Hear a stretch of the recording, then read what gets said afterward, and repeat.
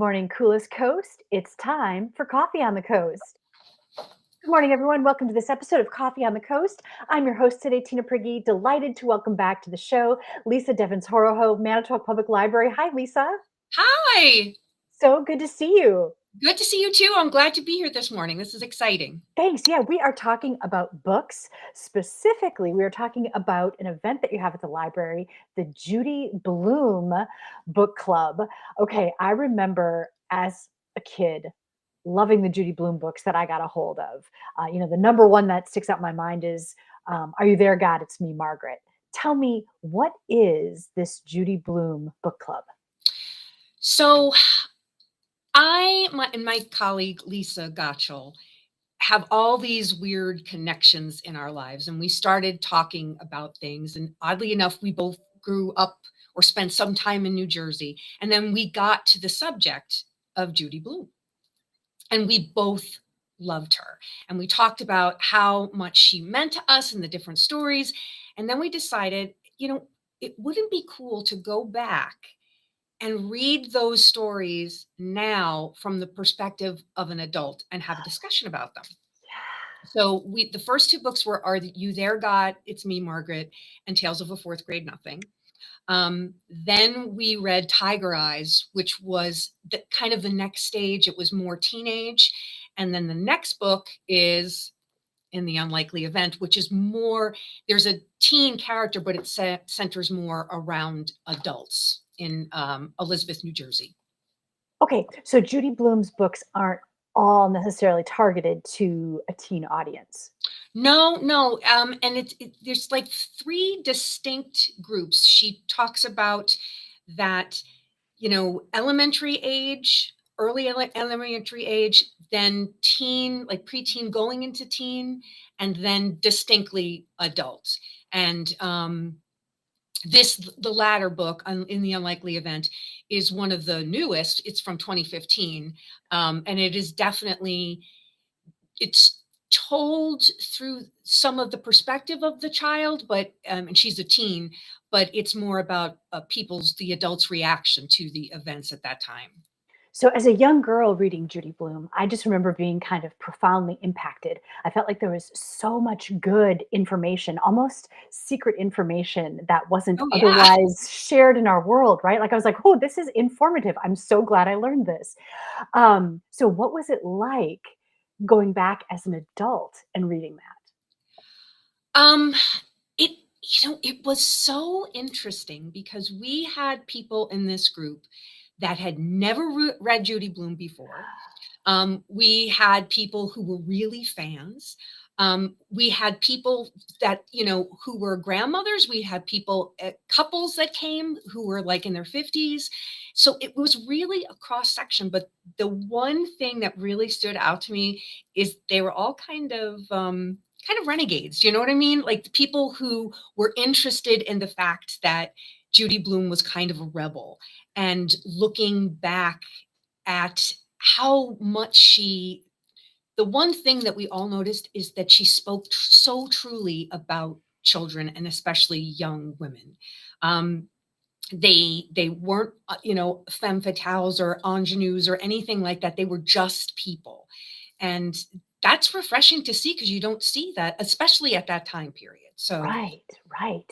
So for example, Are You There, God? It's Me, Margaret. Reading that as an adult, I imagine the takeaway might, be different, right? Because as an adult, you already know a lot of the things, but, is it still, I don't know, did it still land? Did it hit you as it did. And what was really startling is that like I said, we have two couples that come to the group and they're retired.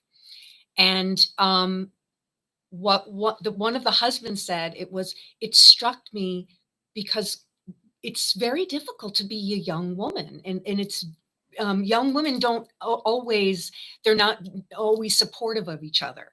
And the whole room kind of went up because we were like, that's the most difficult thing about being a girl. Because you want to be supportive, but especially at that time, I feel like I remember that there being the undercurrent of competition. And Are You There, God really, really hones in on that kind of feeling. Yeah, I feel like too, especially during that era, hard to say from my perspective now how much it's changed, but there was a lot of unspoken information that girls really could have benefited from, but for some reason it was almost taboo or I don't know, maybe made people uncomfortable about talking about. But I feel like Judy Blume kind of broke through those barriers and really made it accessible. And it was almost like this secret reference book. Like, thank God this is in my hands. Yeah, and it when and another thing that interesting thing that she did is that in Are You There, God? There a big thing between the girlfriends is when are they going to have their first cycle? And Margaret finds out that the popular girl has been, you know, misleading everyone all along and that she didn't have it and she wasn't as mature as she um you know made herself out to be. And the pivotal point in the book is Margaret decides she's not going to address that. She's not going to tell anybody else. This is her secret. And what she learned from that is we're all a little bit broken. We're all a little bit insecure. And I'm going to be the bigger person. And that's so, again, that's so groundbreaking for that time to portray a young woman as brave and a leader. And it was just really interesting and refreshing. Yeah, when I think back, Judy Blume was such a quintessential kind of building block in the foundation of Yes. life. So how refreshing as adults to revisit it. Because as I understand, this book club, the Judy Blume Book Club, this isn't for teens. This is an adult book club, right? Yes, it's for adults. We decided to place it so we have our book discussions here at the library, um, the 3rd Thursday of every other month. So we decided to insert this in the odd months, so we kept that flow, and, people just came along for the ride, and were really pleasantly surprised. And what was interesting to me, as I said, we have 2 couples that come to the group. The first couple came the first, week, and then they said, "Oh," to their friends, "Oh my god, you have to come, this was so much fun." And we were discussing this next book in the unlikely event, and I said, it's about Elizabeth, New Jersey, and I grew up in Elizabeth, New Jersey." And this other man said, "No way! My mother grew up in Elizabeth and I grew up in Newark." So we had this whole discussion and it become really exciting because there's so much history. Because the book is about actual events. The characters are fictional, but it's about actual things that happened in the 1950s. So I'm interested to see how excited he is about that because he has that family connection as well. So, Yeah, how and so cool to be connecting with other people, and the yes. vehicle is books. So is there still time for other people who might be interested to participate and to join in the Judy Blume Book Club? Absolutely. The next book club is July 19th. So these books are out. We have a display now with the list of questions. So you have more than a month to read the book and come and join us and have a discussion. Okay, so you're meeting in July, and you'll be talking Yes. specifically about that book, and then the next time you meet is September? So we've reached out to Judy Blume's um, people, her assistant, actually her directly. And we said, "Hey, we're doing this thing. Would you might want to zoom in and have a discussion?" And I I realized how old Judy Blume was, but I didn't like what I wasn't. She seems so young. And she said, "I'm really focusing on my family right now and my bookstore." But she suggested, and that she would allow it for us to possibly show her the biography of her life, which is called Forever. So we have in the works, possibly for the fall, that's the next thing that we're going to do. Oh, cool. Okay. Yeah. And is this going to be ongoing for a little while, or is there a hard stop? It's probably going to end. It's in September. This is the last book that we're set to read.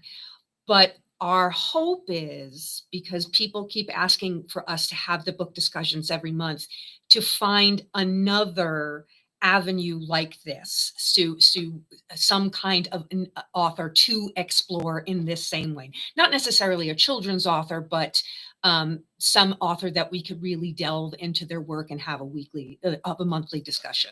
Yeah. If Well, people have, if you have a suggestion, definitely let us know because we're looking for that.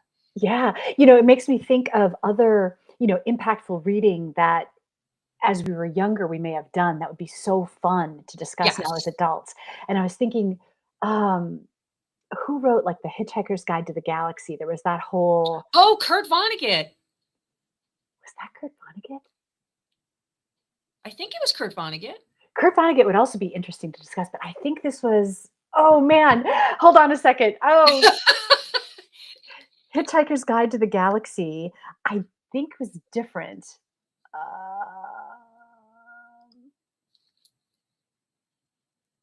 Douglas Adams. Oh, okay. Douglas Okay. Adams. So, another thing that would be cool to do is that kind of, required reading when back in the day when we were in high school to go back, like Catcher in the Rye, and I think it would be interesting to revisit.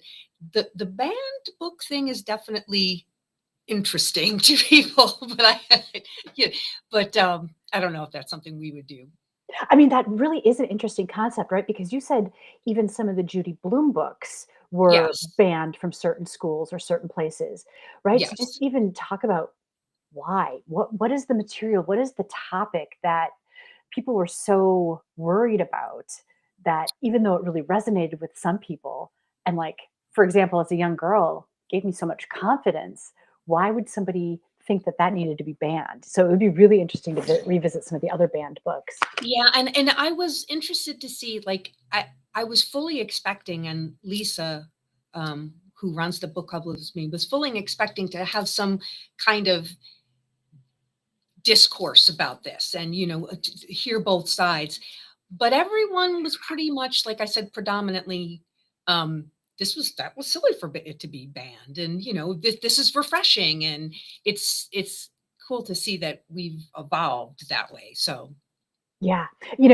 It's frustrating sometimes to see what we do to ourselves as a society, that we yes. have this information, we have this material, but oh, nope, hard stop, right? Like, why would we prevent ourselves from being able to think of these concepts and process them and discuss them and grow from them? Well, and what's very interesting to me, and I've seen this a couple times because I worked for a theater company and things we presented. People don't necessarily have a problem. Like, nobody had a problem with the description of the plane crashes in this book. People had a problem with people talking about sex. And is that something that I should not say? Oh, nope, it's a Okay, thing. good. We're Yeah. talking about it. And that's always crazy to me that that is the thing. I was telling a story the other day about when I worked for this theater company and we did a showcase of Romeo and Juliet for us high school. And we deliberately cut it so Romeo and Juliet sat on bed and they kissed and it went to black. And I had a parent come up to me afterwards and was incensed that we even showed that. And I said, "You do realize that Romeo killed Juliet's cousin, like in a brutal scene 5 minutes before, and nobody had a problem with that." So it's odd what we are okay with and not okay with. Yeah. As a mom, and I've talked to some other moms, we realized too when our kids went to school, like my son, when he started first grade, he could already read. And Yes. so he was, voraciously devouring the books in the library and he was ready to keep going. Like he was ready for chapter books long before the school would have deemed that he was ready for chapter books. But when he tried to check them out of the school library, they're like, nope, you have to be in a certain grade to access these books. And I thought, why? And I even lobbied the principal and said, why? If he's ready for Yeah. these, because of the content that they might encounter. I said, that's fine. Let him encounter that content so we can talk about it, so he can grow from it. Because Absolutely. it's not that it's going to go Absolutely. away. It's not like that content doesn't exist in the world. So, No, I agree with you wholeheartedly, and I felt the same way with my kids that, ask me the questions because then and then, information is power. That's what I always think. So, yeah, information is power. And thanks to Judy Blume for giving us that yeah, power. yes.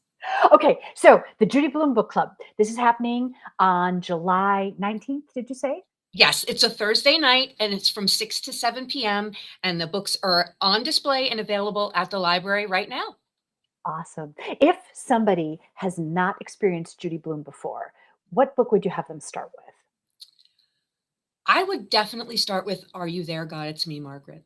Definitely, because that is, a really insight to how she children aren't just children to her, she depicts them as people, individuals, and it's you can't help but fall into it and embrace how you were then, because she nails it right on the head. So that's definitely where I would start, and then watch the movie because it's a brilliant depiction. Oh, there's a movie? Are You There, God? It's Me, Yes, Margaret? and they Oh, waited a long time because the movie, I don't think it came out until 22 or 23, but they really, really did it justice. I need to revisit that. Yeah. Awesome. Well, Lisa, thank you so much for being my guest today and telling us about Thank the Judy you. Blume Book Club and reminiscing about Judy Blume and the big impact she played in our young lives. Thank you. You've been watching Coffee on the Coast. My guest today, Lisa Devins-Horohoe of Manitowoc Public Library. I'm your host, Tina Prigge. Stay cool, everyone.